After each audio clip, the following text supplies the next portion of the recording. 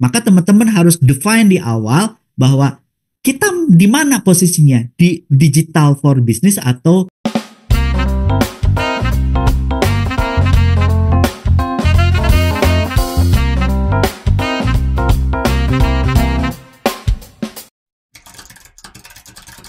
teman-teman posisi digital itu di mana. Ini penting ya teman-teman ya. Yang pertama adalah digital untuk bisnis, ya digital untuk bisnis. Yang kedua adalah bisnis digital yang dibisniskan, artinya menjadi bisnis digital. Nah teman-teman posisinya di mana harus tahu dulu ya. Kalau teman-teman saat ini nggak jualan digital, nggak melakukan bisnis digital, maka posisi teman-teman adalah digital untuk bisnis.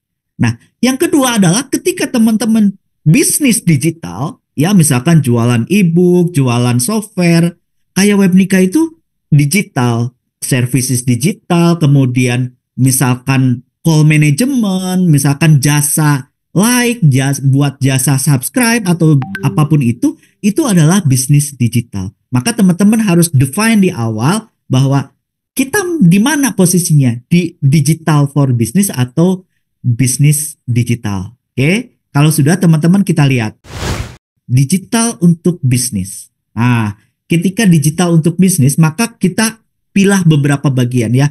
Ada produksi ya. Kalau teman-teman sekarang ada yang bisnis offline retail, otomatisasi produksi itu harus dilakukan dengan digital, perencanaan produksi. Kalau dulu kita menggambar sesuatu dari kertas dulu, sekarang misalkan membuat sketsnya dari komputer, kemudian ada perancangan produk dan layanan, ada operasional, ada distribusi, ada intelijen, ya semuanya harus dilakukan.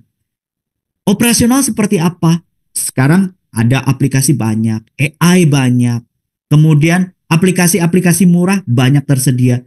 Tidak bisa menjual langsung menggunakan website sendiri, ada marketplace. Semuanya dilakukan untuk operasional, distribusi, dan intelijen.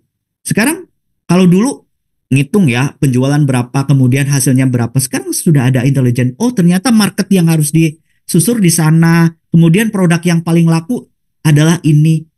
Semua bisa dilakukan dengan digital untuk sisi intelijennya, karena digital di industri masa kini itu seperti itu teman-teman. Nah kemudian karena kita bisnisnya adalah bisnis non-digital ataupun digital, maka kita harus menggunakan prinsip atau saya sebut sebagai kunci toolsnya adalah 5mu teman-teman.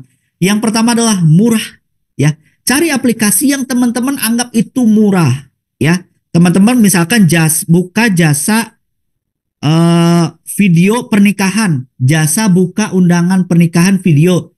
Apa tools yang paling murah? Oh ternyata Canva, pakai itu. Pakai yang pertama murah. Kemudian yang kedua adalah multi manfaat. Jadi kalau kita pakai aplikasi, beli aplikasi itu yang multi manfaat ya, jangan yang terlalu sedikit fiturnya. Gunakan yang multi manfaat. Kemudian yang selanjutnya yang multi user ya, kayak Canva. Saya contohin Canva ya, Canva karena paling sering dipakai orang sekarang untuk membuat banyak hal di Canva itu. Multi user bisa dipakai bareng-bareng ya, kita pakai satu akun kemudian dipakai untuk beberapa orang, bisa multi user. Kemudian mudah digunakan ya. Teman-teman ada nggak kepikiran bikin SaaS ya, software as a services kayak Canva? Di Indonesia itu masih sangat jarang orang yang berpikir bagaimana membuat aplikasi yang memudahkan orang lain dan bisa digunakan banyak orang, dijual murah mareh, dijual sangat murah. Ya, Canva itu 50.000 dijual per bulan ya, sangat murah teman-teman.